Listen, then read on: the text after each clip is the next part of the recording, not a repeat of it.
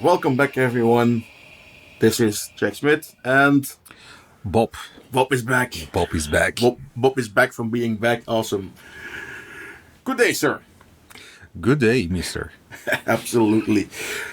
Looking for some topics to talk about today. Parlez-vous français, Monsieur Bob? Absolument. Absolument. Fantastic. We are going to Paris. Ouh, Paris. Yes, this deserves an oulala. Oui, absolument. La ville d'amour et la ville de chaos. Yeah, the second one. Hey, some people actually love chaos. They get off on it. I assume most of them work in sales. Shots fired. The only way to start. Yeah, it's a good way to start. No, we're going to Paris. I came in with a new customer a few years ago, and they came into the office and said like, "Oh, you speak French? That's awesome. We have some problems in Paris. Can you go there next week when we know that your accounts work and that you're logged in and that you have your email?" Like, "Hey, sure." Problems in Paris. That's something so vague that it should have been quite a bad omen. If I would only have known that indeed the omen was significant, that was a thing. But no, to frame it a bit, it's a few years ago, so there are things like modern internet and stuff that you expect. They were putting up a new head office, so pretty significant project. Have some visible managers there, left and right. Okay, cool, and for that reason, it had to be high available network-wise. They would not want any network downtimes.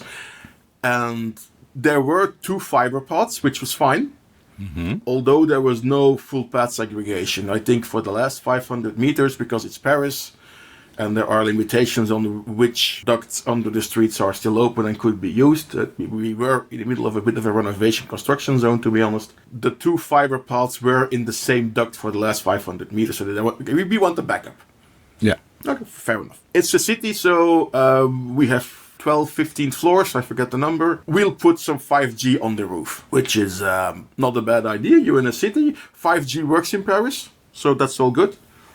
We contact the telco, say, no, we have a guy, we have a company that does 5G for us. We'll send them over. They're coming in from the UK. That's fine. They will show up. They bring the antennas, they bring the modem, they bring everything. Just test it and hook it up. It's fine.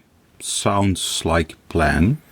Planning wise, this was okay and an easy sign off, and budget was okay. We got good rates on all the stuff. And we make the appointment.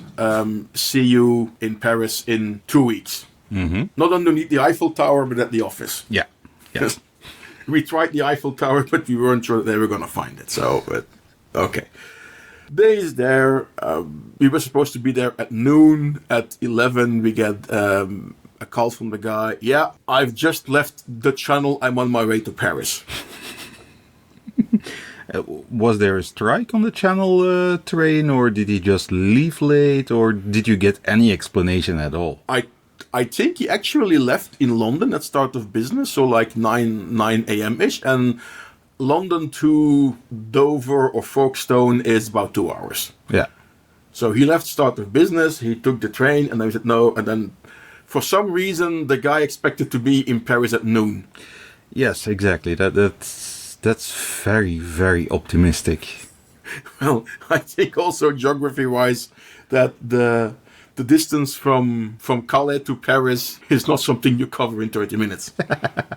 Not to mention getting from the outside of Paris to the inside of Paris, because the office was overlooking the river, smack in the middle. Ooh, yeah. So it's not like you're at the business center in La Défense or something outside on the ring. No, it's smack down in the middle of the city.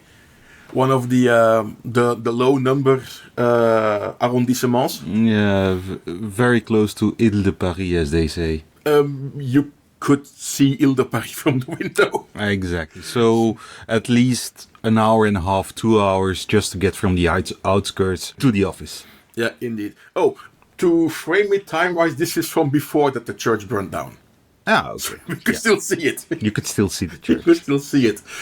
The guy in the end shows up 3-4 hours late because that's the time that you need to do it. He walks in. He has some 5G antennas. He has the SIM cards. It's all good. He does a test thingy and says, okay, we get 70-80 megabits upstream, downstream. Pretty good 5G speeds to run a 200 people office if you want to have them like basic access to email and some meetings and Teams and blah blah blah. That's fine. Good. This is a working solution. Thank you for coming over. We will leave this here in test by the window. Office was not yet operational by then, so we could more or less still do that. We'll look at putting this in a fixed place for our third internet connection for the office. Fine. We reach out to the building owners. Large problem. The roof access, which we had, was no longer there, as the floors above us were suddenly rented out to become a hotel. And the hotel did not allow us to pass without cable through their floors. It's a technical shaft like the elevator, but they said, no, we rent these, none shall pass, is more or less the message that we got from them. Okay, the building next door is not that high. It's like only 8 floors instead of 12, 15. Well, let's see what we can do there. Mm-hmm. Because we noticed that in the basement, all these buildings were interlinked. Yeah. As happens in these renovation projects, I think they bought up the entire block. All the basements were interconnected from years ago, and then different buildings. Anyway, we'll have to do some things. One new thing is that we would no longer be able to use a copper cable. We would have to go with a fiber connection. But okay, we talked to the company and the owners. Can we put the fiber in your basement? Well, of course, this will be so many €1,000, but we will allow it. Fine. Put in the cable. Put it up to the next building that we have we end up in the basement of the old building, and the fiber is in a cabinet somewhere in the basement that says, okay, if you go up here, you get to the roof. It's fine. We get local contractor comes in to do, well, not the last mile, but the last floors. And they have to, first of all, install that modem and the antennas on the roof so that we have connection. And suddenly you're walking on the rooftop in Paris, 10 floors up. You have literally the Eiffel Tower on the right, Montmartre on the left. Pretty view.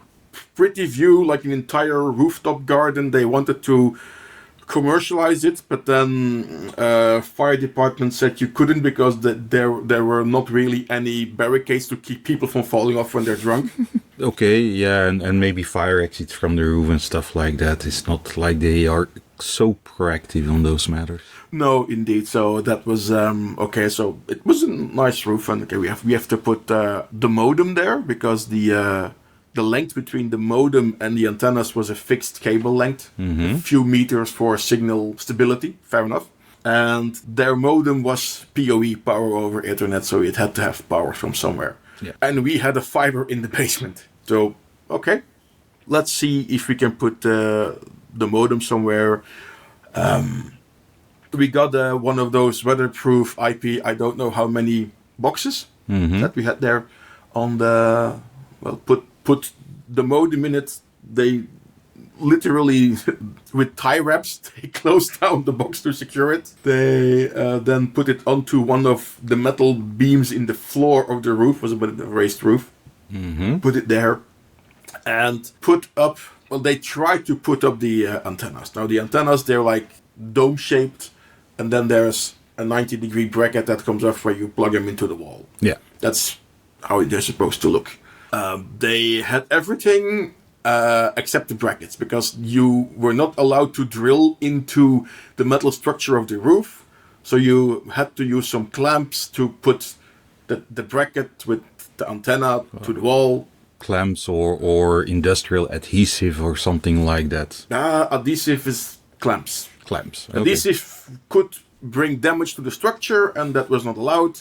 So you clamps. Okay, fine. Clamps.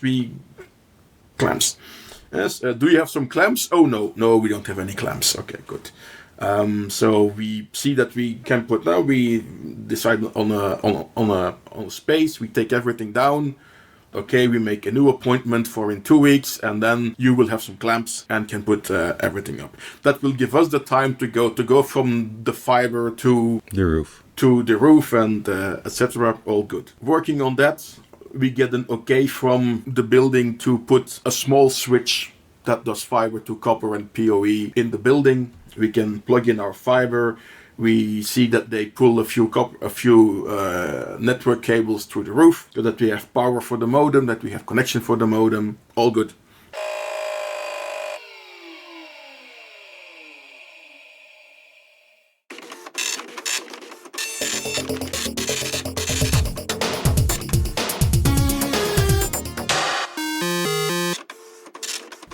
We come back 2 weeks later. Like, okay, good. Like, here's the modem. They again tape down the box with the tie wraps.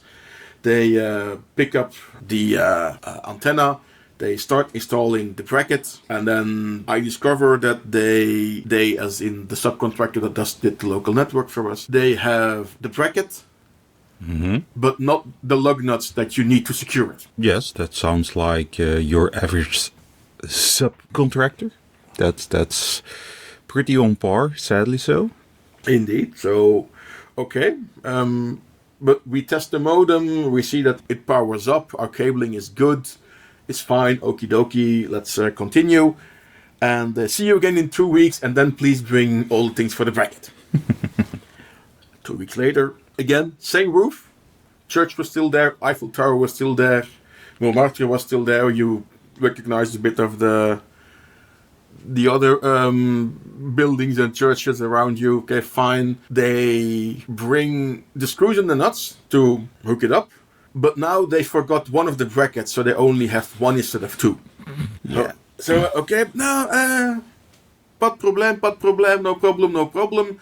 They put both antennas on the same bracket, and it was strong enough to support 2 of those. Yes, that was no problem. Okay. But I already hear our radio and network listeners screaming in the background, you're not supposed to put those 2 antennas next to each other because they will effectively cancel each other out. Yeah, that's... So, like, no, it's not... we will not accept this, we will not sign off, we can have one antenna up there. And I said, well, no, like, what about if we it was like a little T-shaped bracket that they had. Like, what if we put one antenna on the top and one at the bottom? Let's be like, flip them over. Like, no, they have to be, we rang up the telco, no, they have to be at least 50 centimeters away from each other. Yeah. So that it's not, it will not interfere with all the signaling and all the other stuff. Like, okay, fine. So, like, see you in 2 weeks? Yeah, see you in 2 weeks. Go back. 2 weeks later, they have 2 brackets. They have all the nuts and bolts? Well, they had enough nuts and bolts for 1 bracket. Yes, that was exactly what I was expecting. However, this now being the 4th time on that rooftop, and not the last time, sadly, I have to admit, is these brackets, you would secure them with 4 bolts normally. Yeah. So how about we just do it with 2 and don't tell anyone? Sounds on par. And just left it at that. And we put the antennas at some distance. The modem is in the plastic box. It goes through the switch, which does the fiber to copper connection, and it's in the network. It's all good. Like, okay, we have connection. We do a very rudimentary speed test. We get like again 80-90 megabits on the 5G. That works. So our third internet hookup is there. Good to go. Except the building wasn't happy, because there is a modem that uses power, and we cannot give you the power for free. Fair enough. It's not like it's a huge amount of power, but purely from an administrative perspective or from a bureaucratic perspective, it's understandable. It's extremely annoying, but understandable. And certainly in France, bureaucracy. Yes. You have to have the paperwork. Okay, so how do we do this? Oh, you have to contact EDF, to the power company, Électricité de France. They will put you a connection, they will put you a meter, and then they put a fuse box, and you can reach out to them, and then in 4 or 5 weeks, sales will contact you back, and then 3 months later, they will come in and see how they can install this. And then 6 to 9 months later, you might have power. We might have power for a modem and a switch that I think it was 40 watts. Okay. Totally. Did nobody actually came up with, or at least investigated the option to have a small solar panel on one of the brackets with a battery? No, actually not. And nowadays we could have go for that, although the neighboring building where we were in, which was higher, was to the south. So that would have blocked a lot, but who knows. However, putting in a car charger at home for accounting purposes, it has a small kilowatt meter that you can just plug in next to the fuse. Yeah, but then it needs to be done all by the building and the building management. If it's done via the official electrical company, then the building has zero work related to it. But the building was very happy to overcharge us for that. Yeah.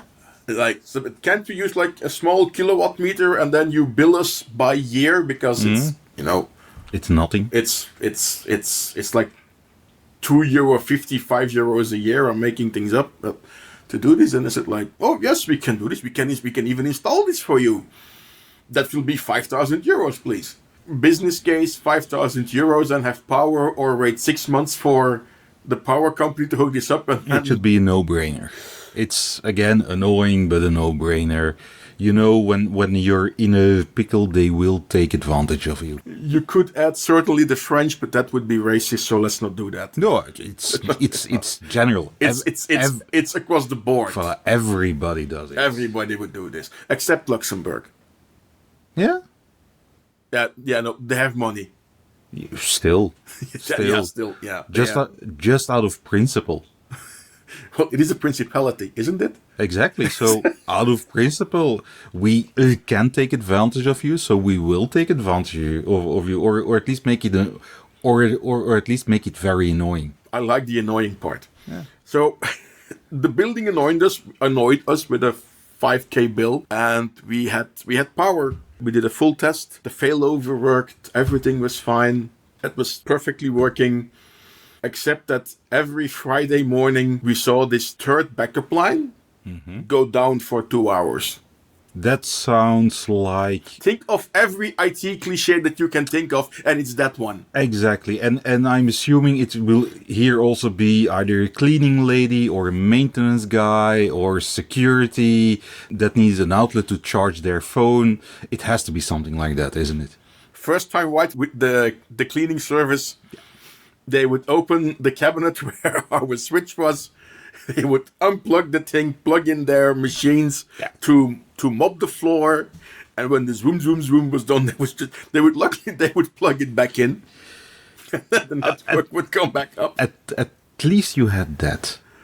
But this was it's a thing. In the meantime, we did so many trips to there that. In many Paris offices, the mailboxes are behind the outside door, which is locked. And for the mail to come in, the mailman have a mailman code, which is more or less the same in every building. They were so tired of waving us in with the button that they gave us the mailman code. So there's a good chance that if I need to keep access to a building in Paris... I can just walk in. You have the code. That I can just walk in with the mailman code. It was a thing.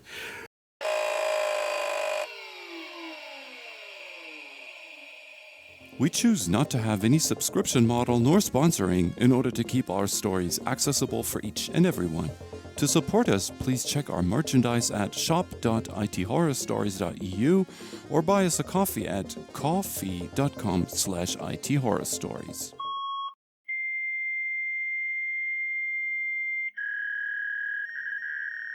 we now return to our episode of today.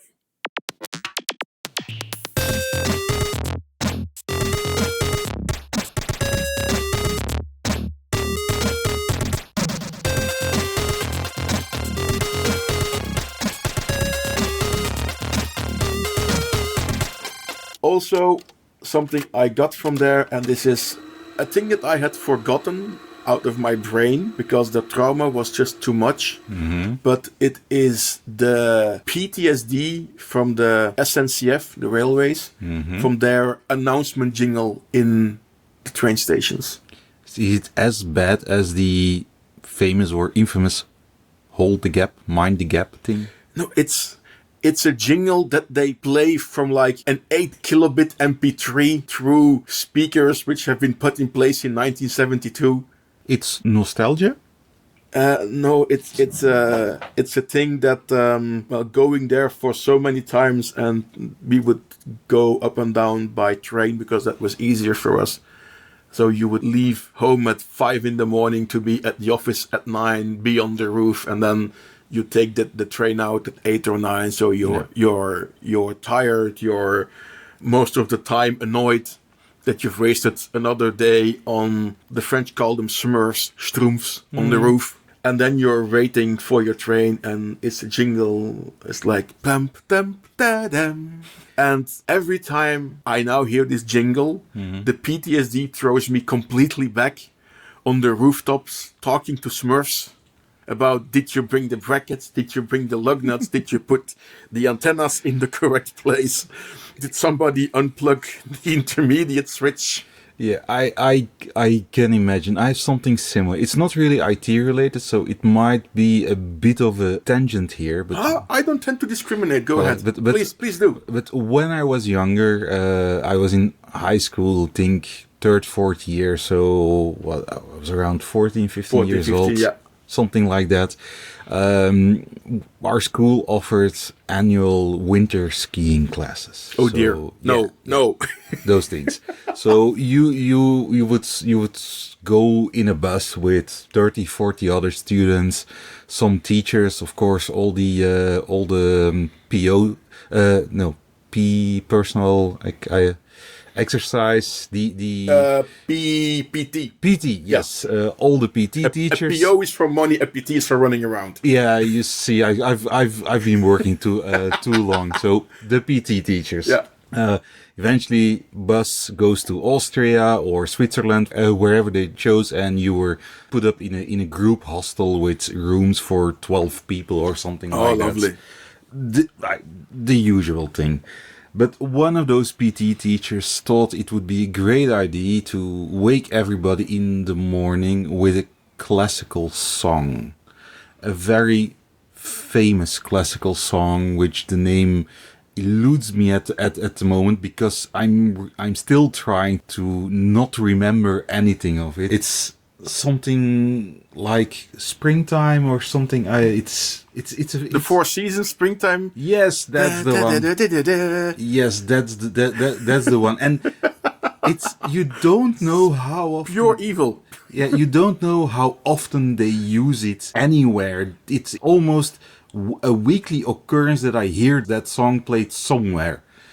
And every time I hear that song, it brings me back to being quite rudely awakened, because he wouldn't just play the song, but just burst in the rooms, shake the beds. It really felt like what I imagined to have been done by a drill instructor in the military.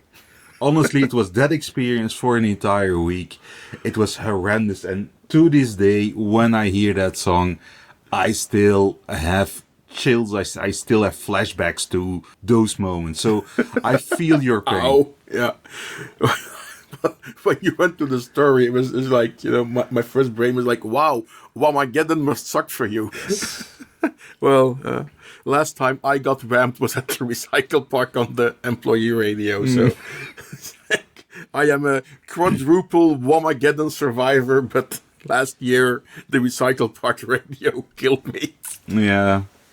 If you don't know what Whamageddon is, look it up in your favorite search engine and turn off your sound.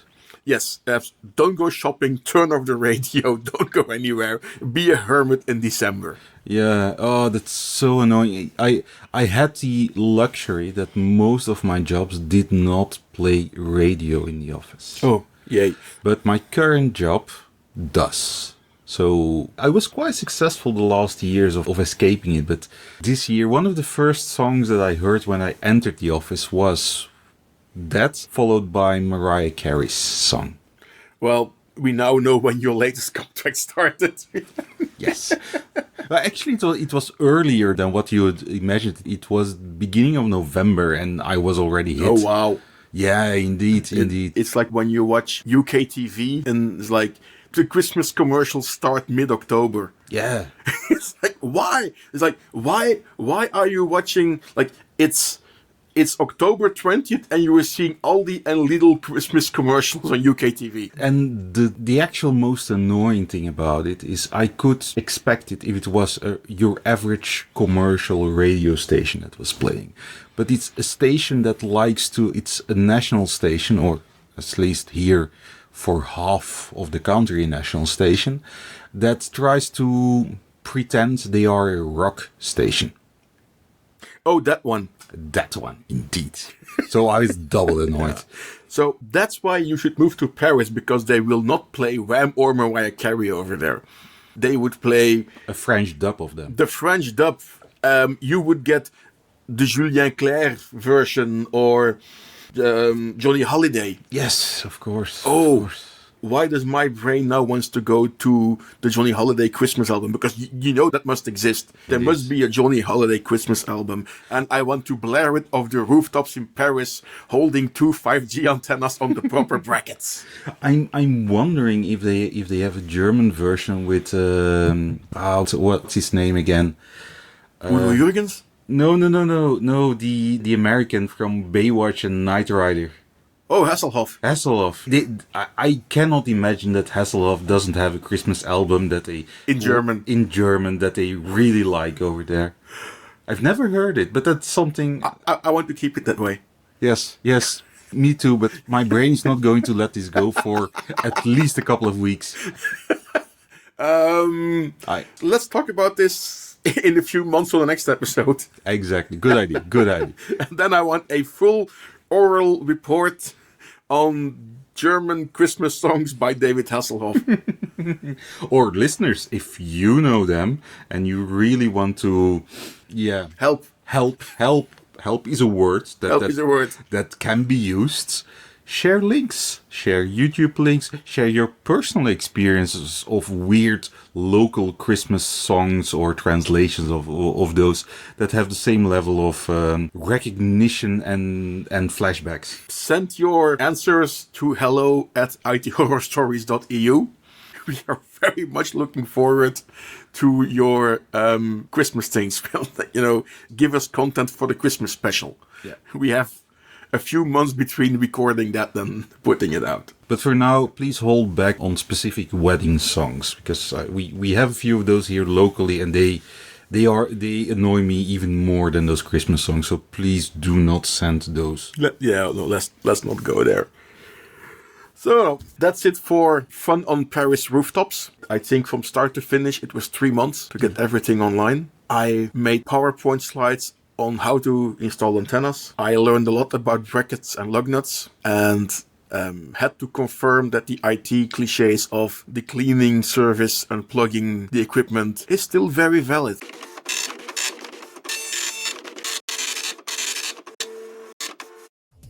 This podcast features Jack Smith and guests. We say thank you to our demo scene friends who helped making this podcast possible. Commander Homer for editing, Danko for music and audio advice, NetPoet for additional voiceovers.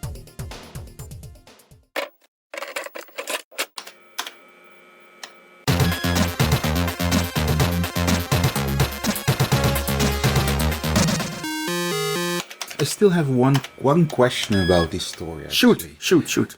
Did it never occur to you to just buy the brackets and the lug nuts and all of those things, bring them with, just to be sure?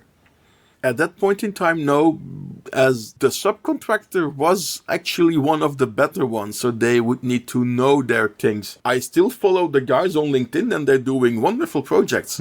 But it was a thing that the last 2 visits, it was the CEO himself who was on the roof with me, and no longer his guys. But yeah, you are correct, because we did for the same customer in a different location a similar setup, so an additional 5G backup. And there we did more of the planning ourselves, where we asked our own facilities to put up the bracket, put up the antenna, put the cable through the wall, and then the telco would come in and just plug into the modem. So at least it was a valuable learning experience. There was, ETL 4-wise, there was a lot of value in it. Yes, because value is a thing. So that was that's actually a good remark. We did learn from it and did more things ourselves, or took things more under control. Then there also, it also helped. We were not really linked to any building management. We owned the building in the next place, so we could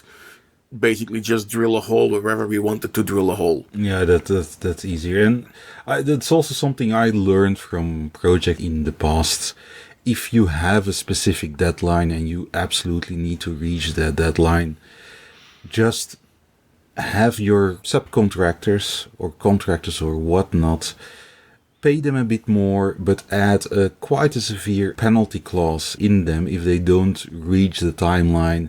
Yes, they will charge you more for the overall contract and the overall project, but it's a question of what's the most important thing, reaching the deadline or the money you spend. And if a deadline is really that necessary, pay more at the penalty clause, and suddenly those mistakes or oversights happen significantly less.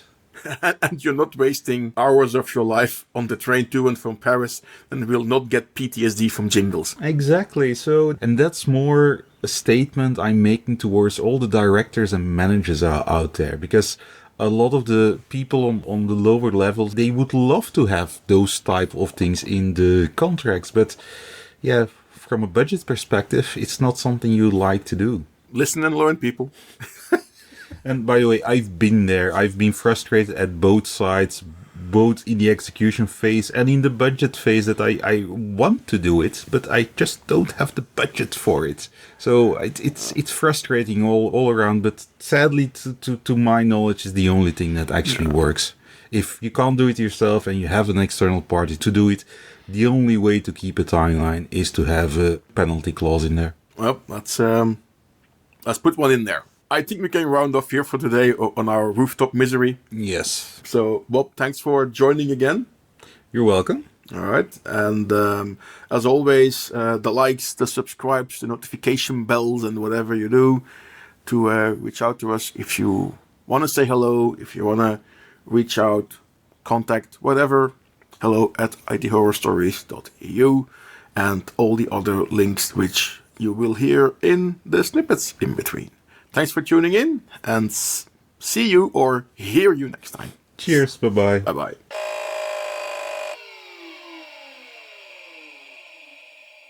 The content of this podcast is intended for entertainment purposes only and is meant to humorously explore various tech-related situations. Any resemblance to actual events or real persons, living or dead, is purely coincidental. We ridicule situations, never individuals or groups. Listener discretion is advised, and we encourage everyone to approach technology with a sense of humor and an open mind.